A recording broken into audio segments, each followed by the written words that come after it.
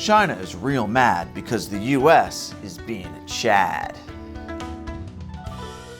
Welcome to China Uncensored. I'm Matt Gnezda, filling in again for Chris Chappell, who's still lost in the Matrix. Is Agent Chris the bad guy or the good guy? In the meantime, the United States has been busy angering China. And nothing angered China more than what the US and its allies did at last weekend's Shangri-La dialogue. As you know, over the years, China has been rapidly advancing its military capabilities. Among other things, they're preparing to take over Taiwan. Part of this involves China militarizing the South China Sea by creating artificial islands and building military bases on them. And China is constantly pushing boundaries with neighboring countries like the Philippines. China has just gotten away with more and more over the years, always stopping just short of anything that would provoke all-out war. They're like a cat pushing a dish to the edge of the counter, making eye contact as if to say, "I know you don't like that I'm doing this, but I'm going to do it anyway." But it seems, finally, that someone is noticing what the Chinese Communist Party is doing and is ready to call it out. Enter U.S. Secretary of Defense Pete Hegseth. Last weekend, Hegseth spoke at the Shangri-La Dialogue, also known as the Singapore Security Forum. The Shangri-La Dialogue is in its 22nd year. This year, the U.S. sent one of its largest ever delegations to the event, while curiously, China only sent a minor delegation and canceled its planned speech. Historically, this forum has been a place for both the U.S. and China to make their pitches to the region about cooperation. But with China all but absent, things were a little different this year. Hegseth even mocked the CCP's absence. And we are here to stay. And as a matter of fact, we are here this morning, and somebody else isn't. I know the U.S. casts a big shadow, but now they're also throwing shade. Hegseth made it clear that Washington does not seek a war with China, which is a similar message to the speech that President Trump gave on his Middle East tour last month. It's part of Trump's foreign policy of don't start nothing, won't be nothing. But Hegseth wasn't exactly soft on China either.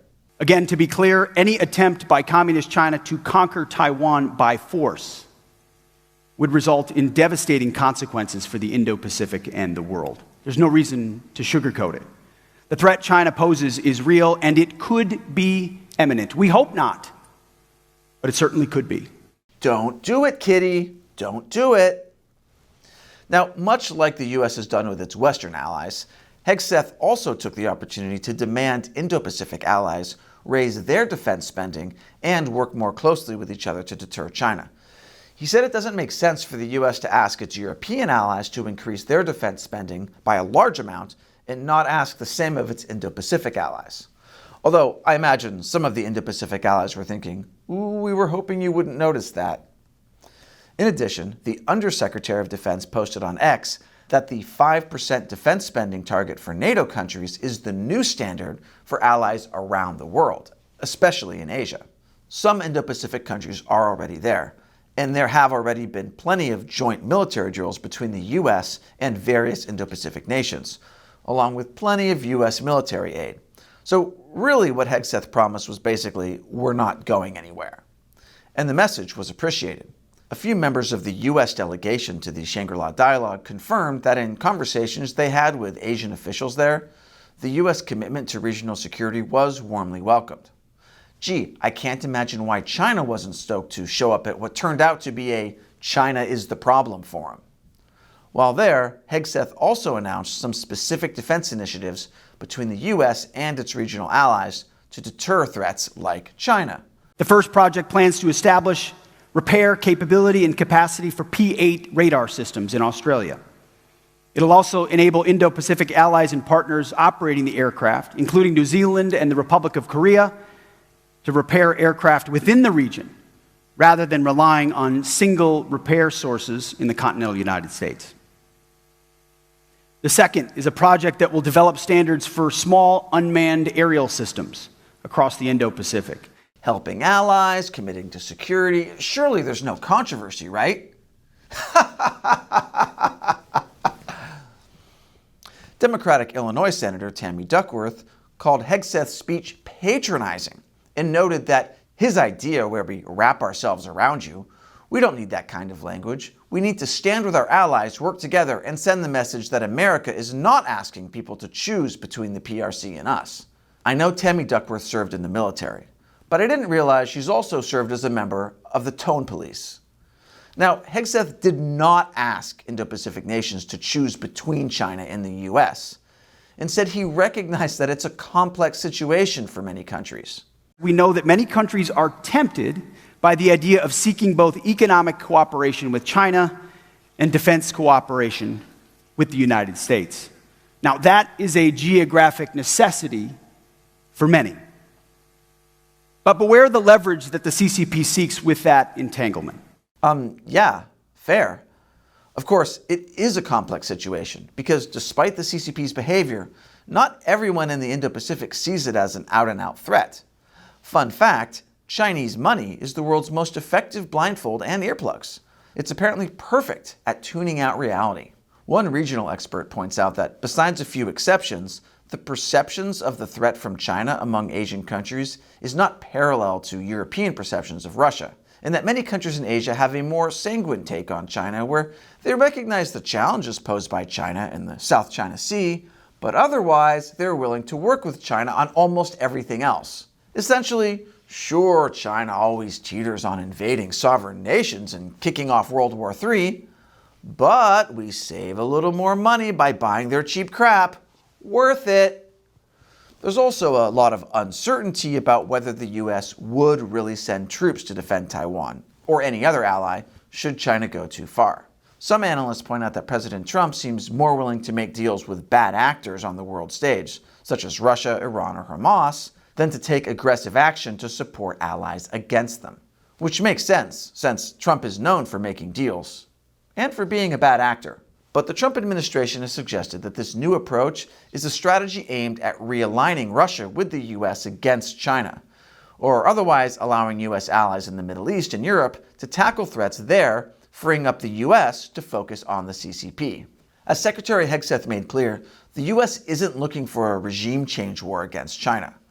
It prefers to deter the CCP, both by boosting its presence in the Indo-Pacific and empowering its local partners. For starters, President Trump aims to exceed his first term's weapon sales to Taiwan, and he's committed to enhancing hard deterrence for Taiwan. What is hard deterrence? Wouldn't China like to know?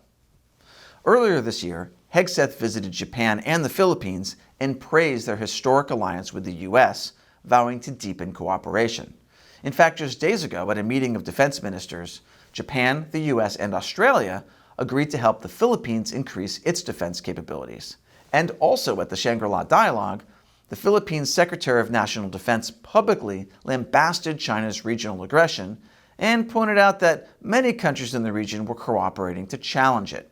It's beautiful how China is bringing nations together against it. It's not beautiful from China's perspective, though. They were big mad about Hegseth's speech.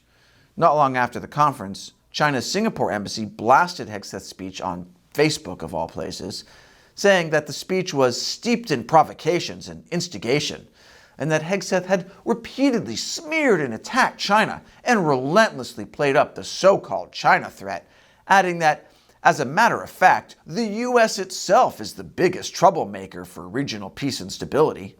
It's part of China's foreign policy of, "Nuh-uh, you are."